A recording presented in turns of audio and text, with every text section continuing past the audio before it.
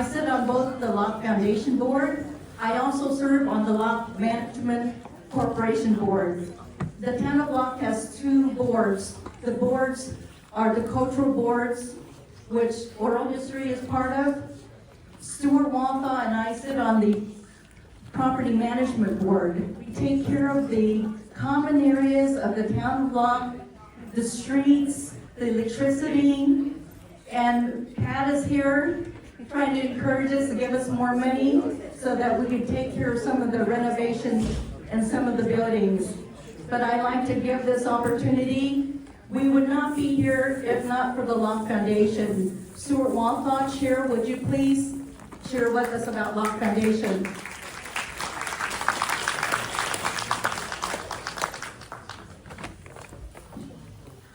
Hi, everybody.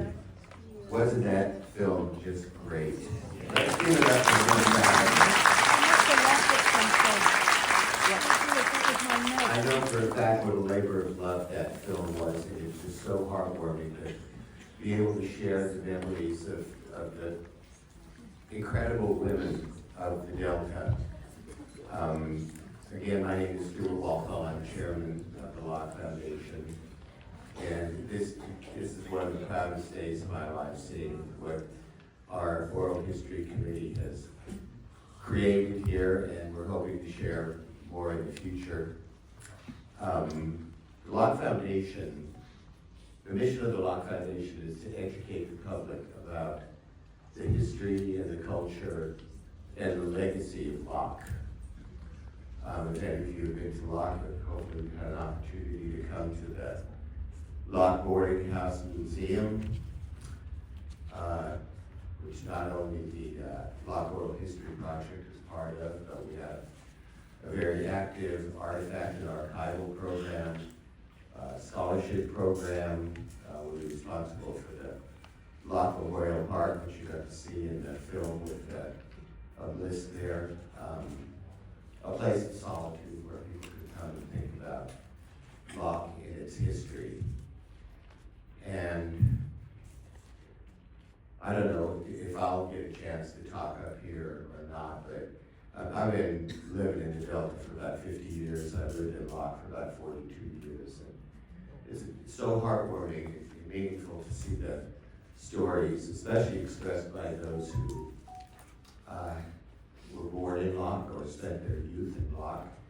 I feel particularly blessed because having lived most of my adult life in Locke, I got to share that part of my life with the women who spent their whole lives in Locke. They lived and died in Locke.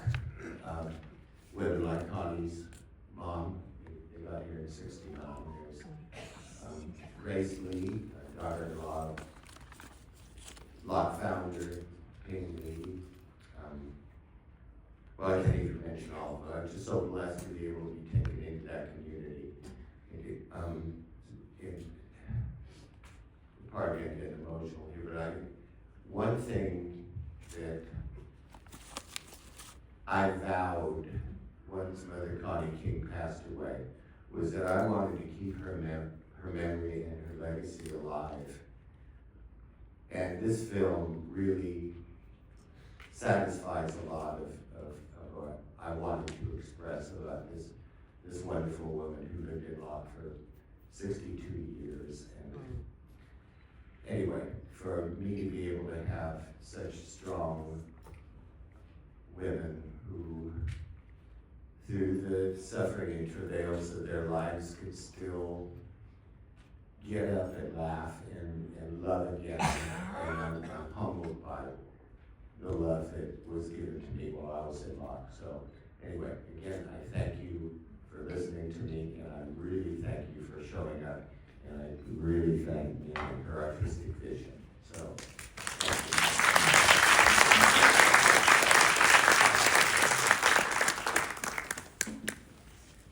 The Voices Project, we cannot do it without the help of our board of directors and also the Oral History Project team. Board of Directors for Locke Foundation, Stuart Walthall, President, Clarence Chu, Vice President, Secretary Deda Shaw, Treasurer Eileen Leung, our directors Carol Lee, Corla Soon Lee, myself, Dustin Marr, Mark Miller, and Daryl Wu. Those on the Oral History Committee who worked hard to capture the interviews, Corla Soon Lee, Carol Lee, myself, Dr. Cindy Chang, Christina Ng, James Chow, Mark B. Miller, and Douglas Shaw. So on behalf of the oral history team, we are so grateful, Ming Zhao and the interviewees, for sharing your stories with all of us, capturing the voices of the women in the downtown. What we're going to do is have question and answer. So we have a director, we have a producer, Corla Soon Lee, and we have the interviewees. Do we have a question from the audience?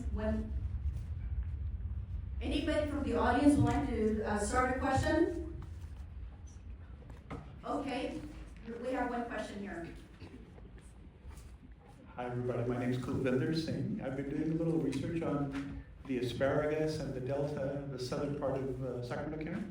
And I found out that the Sikhs who were also farming out here, some of them, the early ones, did very well. And we're talking about being millionaires in the late 60s, late 50s and 60s. I watched the video. Thank you, man, for showing all those people. I'm just wondering, didn't anybody make it? Is everybody, poor? Wasn't there a success story? Wasn't there somebody that became, besides having 11 children, I mean, is there some success somewhere? We have one developer. Anybody make any money? One Anybody become wealthy? real estate developer. Anybody? I can address that a little bit. By the way, it's kind of interesting you brought up the asparagus. I don't know if you know the connection, the Sikh connection, particularly the Punjabi Sikhs that are in Locke. We have flour mill in Locke. The Sikh presence in Delta began in the late 1890s and early 1900s. And they were quite successful. It was the first Sikh temple in the United States, Stockton. But to answer your question regarding success stories, that's, to me, this is why Locke has an arc like this. So many came to this country, to this state called Gumsan, Gold Mountain, struggled, had to deal with the alienation and the poverty and the discrimination, and raised their kids, educated them not only in the public school in Walnut Grove, but also the kids had to come back to Locke, to the Chinese school, and spend 2 or 3 more hours there learning how to read, write, study the history of China. And all of them went off to college, specifically UC Berkeley. I wish I could give you a whole string of successful stars and business moguls that came out of Locke, but I can tell you that the children that came out of Locke and their children flourished. It was a fulfillment.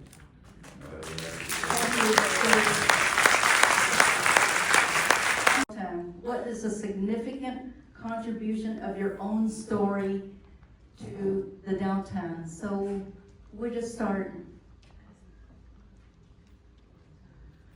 Corliss, as a producer, what made this film? Well, I think that the importance of telling this story is that the women were stronger than we ever expected.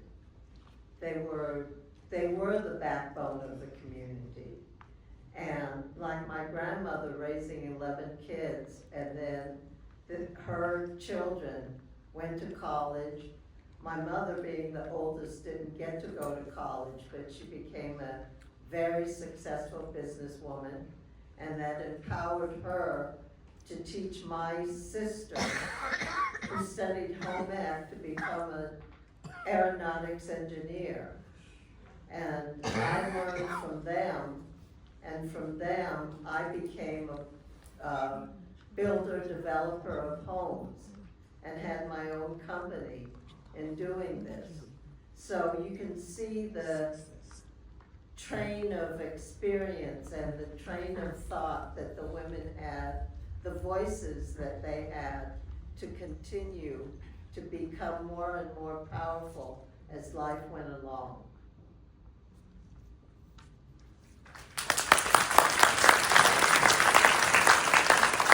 Daisy, we'll go down the line. Why is it important to tell your story?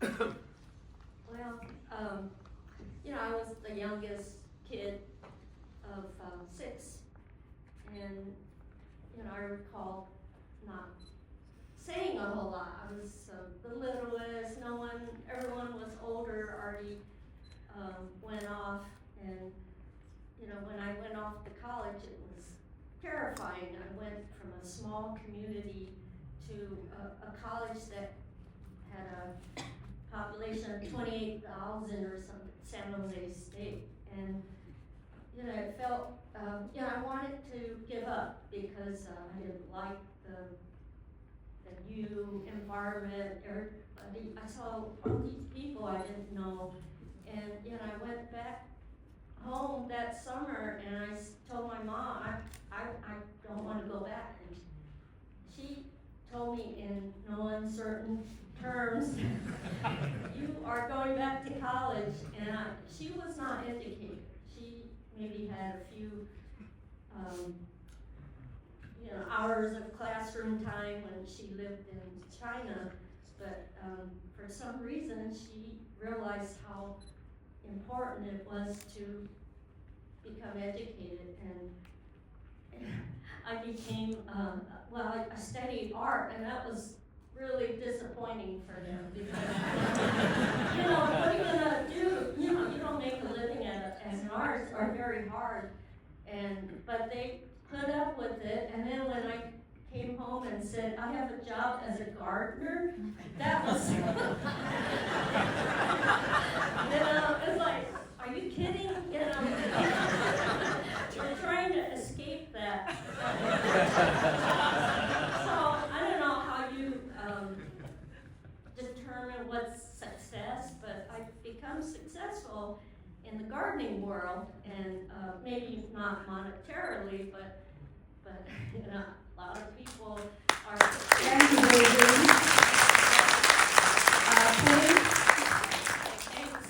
Penny? Well, I guess I'm still thinking. But, when I graduated from the 8th grade, I remember my teacher and the principal. Thank you. The principal and my teacher came to talk to my mom and dad and said, if you don't want to send her to high school, that's fine. We think she's not very bright. And my dad said, well, if you don't want to go to high school, you don't have to go. I said, well, what do I do if I don't go to high school? And my dad said, well, somebody will come along and marry you. And I said, no, that doesn't sound so good. I think I'll go to college. So, I think my mom was born almost in Locke. She was maybe a year or two when they moved to Locke. And she liked it down there. So I don't know where I'm going with this, but anyway, that's my story.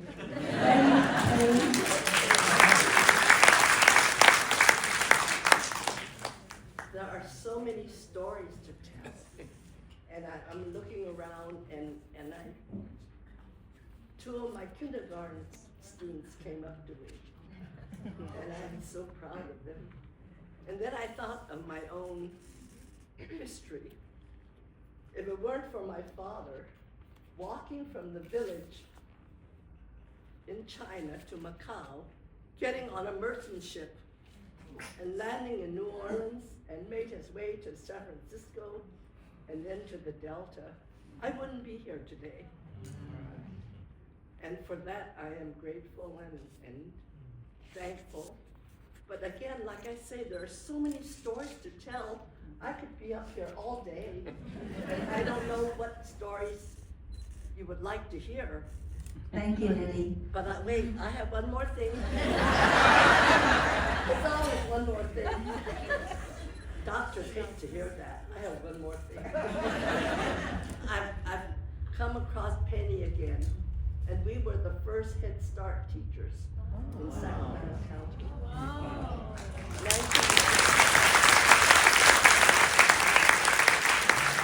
Lots of stories, not the time enough to tell it all, and I love to tell all of it. Did you actually give you back the mic? No. Well, back in the old days, my grandfather came here from China. I'm a third generation. And this country at that time, Asians cannot buy property, as you all know. And grandfather says, you know, they've helped build the town a lot, and he said, we'll do that for you people. But I'm going back to China. I'm a rice farmer, and I can't buy the land. I'm not staying here. So I never met the man. It wasn't easy. But I'm glad I'm here, and I have to say, when I was going to school, I flunked the 3rd grade. I can't speak English. So I said, you're not gonna learn me twice. So I hung around with a fellow named Dennis Noble. His father owned a pharmacy in Warner Grove. And we like to fish together and hunt together. But Dennis, I want to learn English from you. So I did. So from there on, I says, you're not going to flunk me twice. So I finally finished college. So I worked in the health department for 30 years. And I was in charge of industrial hygiene and took all care of the farmers in the Delta. Later on, I got tired of doing that type of thing, so I do writing for Sacramento County. I wrote the no smoking ordinance for Sacramento County and the sound control ordinance for all the airports. So I'm retired now, and 40 years, no complaints, except I have to walk with a stick.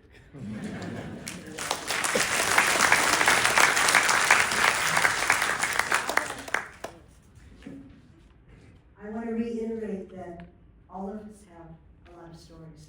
All of you have a lot of stories. And I'd like you to try and capture them for yourselves as well. So in the program book, I have my story. It's not all of what I wanted to write, but, and there was even a little bit of extra room at the bottom, but I didn't know that. So I didn't fill it up. But there is an insert, and that insert has my story. So there were lots of stories to tell, so I'm not going to do that. And I know that lots of you have come with family from far away, and so I want you all to be able to, I heard that, and they called me up and said, we're going to have lunch or dinner, and reservations are at 4 o'clock, or whatever. And so I want you all to be able to do that and spend time with your loved ones and hold them close. I miss my mom very much, and I don't know, I'm going to cry again, so I'm not going to do it. Yeah. I'm Jan Wilson.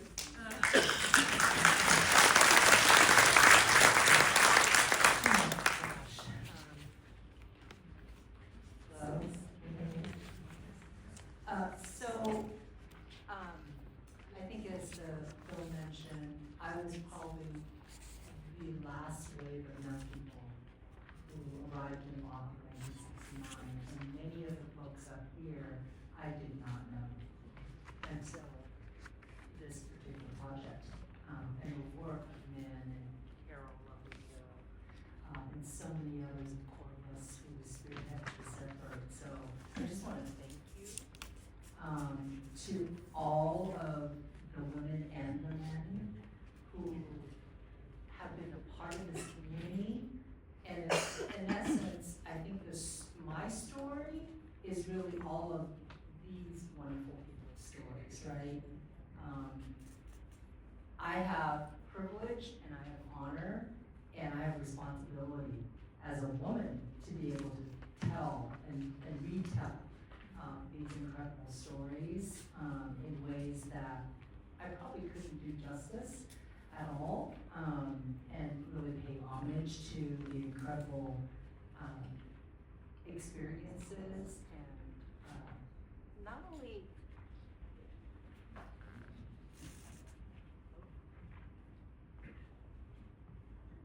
here we go, that, okay, here we go. But I feel like, you know, as a Chinese woman, as many similar to women from across many cultures and races, we are the nurturers. We are the ones who sort of hold down the fort, if you will, right? In so many ways, with all due respect to our male counterparts. We are the ones who don't necessarily sort of, you know, seek attention to what we do and how we go about doing it, we just do it. And so I think the respect that men and the folks who have really organized this body of work is a true testament, right, to the power and the voices and really the unsung heroes of not only LOC, but many, many different communities. All of the women, whether it be my Sikh sisters, you know, my sisters in the Black community, in the Hispanic community, I call those women out because they are the ones that really are the fabric of many of our families and the communities that we hold dear.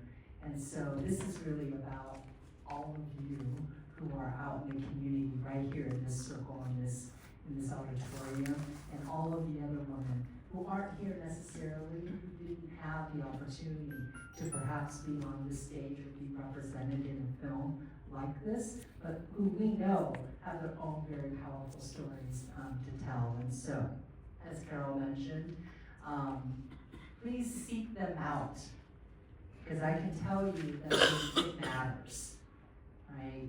And it matters that my two daughters and my son, right, hear the stories about their grandmother and their grandfathers. And so I'm just so grateful and just so honored to be up here on this venerable panel and part of this film. So thank you. Thank you, Connie.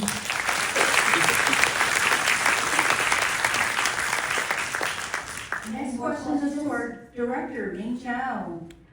What do you believe are the contributions of the women, and what can be done to preserve the historical town of LOC?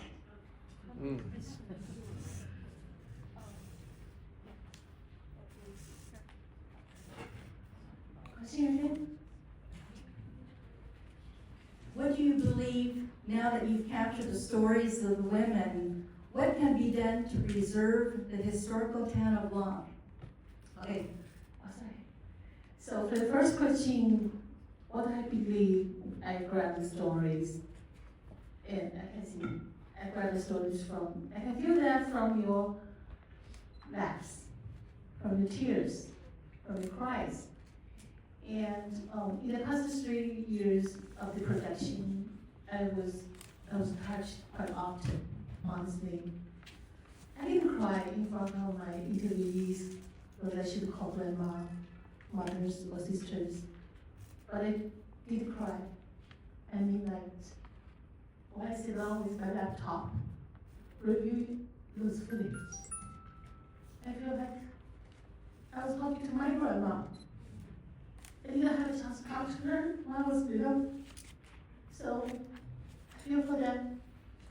And I feel for my mother too, and my mother needs the opportunity to go to college just because she has to raise up 3 children, and I'm the oldest one. That sacrifice, I think each of the family has experienced. So, that's my story too. For how to preserve the history, I think we just need to do more to help the Locke Foundation and Oral History Project. Support them. Invite more people to do oral history recordings. Make those stories alive and get it into film. Invite me. Thank you. Thank you.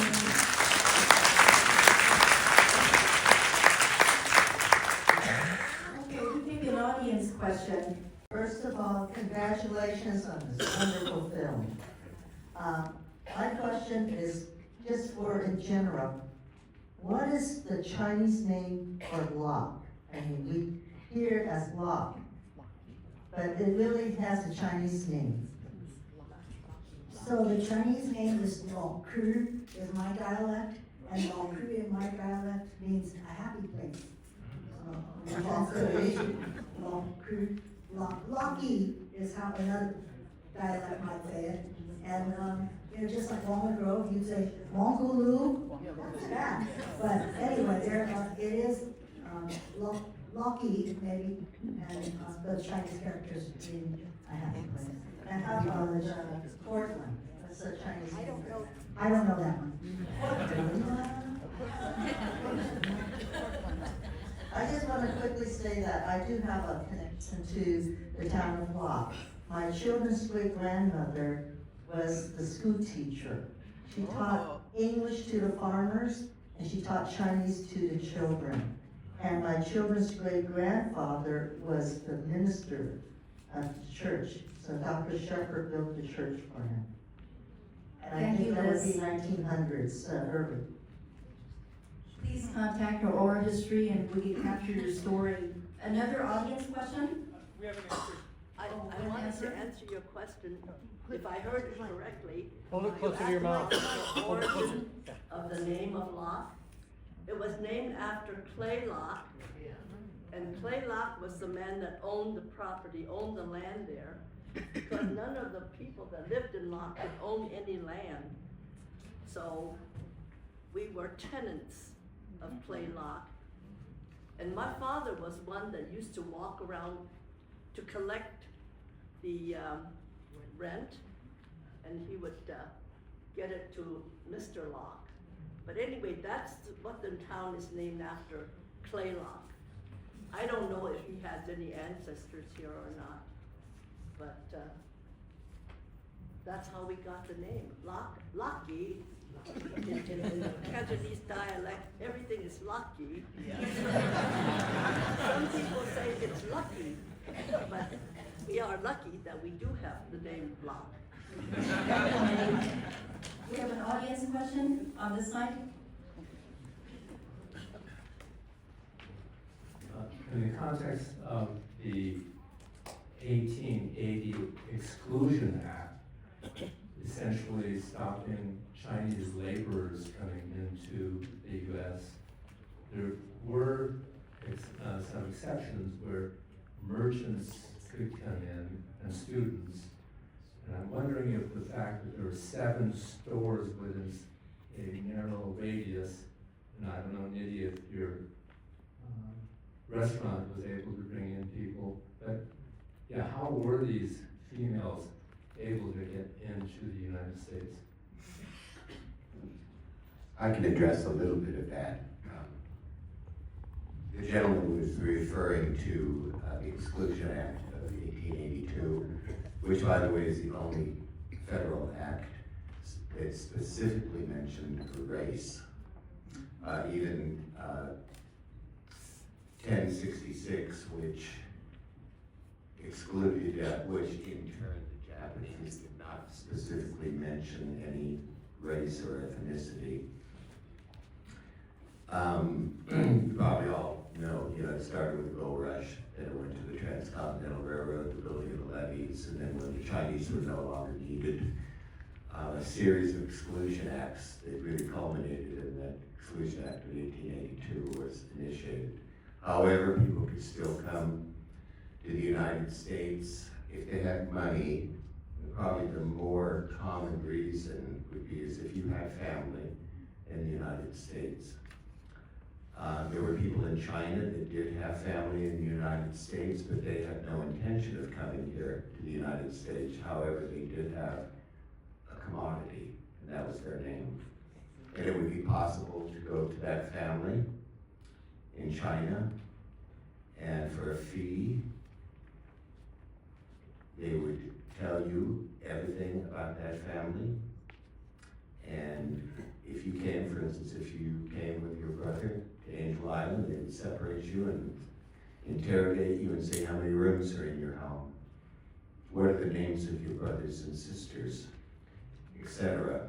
But one of the consequences is when you got to the United States, you had somebody else's name, and you became a paper son. And so many of the people, a great number of people that came to California, especially Northern California, were paper sons. And there's actually a movement of these people with somebody else's name reverting back to their original family name. I don't know if you know, but in Angel Island there was a series of fires, and the US government decided to take those files and store them in San Bruno. And it's kind of a mecca for people who have come through Angel Island, where you can go back and find out about your grandparents and great-grandparents and see their paperwork and see their photos. For instance, one of the co-founders of Locke, Charlie Lee Ping, has two grandsons that are quite friendly with the Locke Foundation, Jeff and Darwin, and they now use their original Chinese name, which is not Li, but it's Khan. So I'd say the majority of the folks that ran these businesses in Locke and all over Northern California were quite a good possibility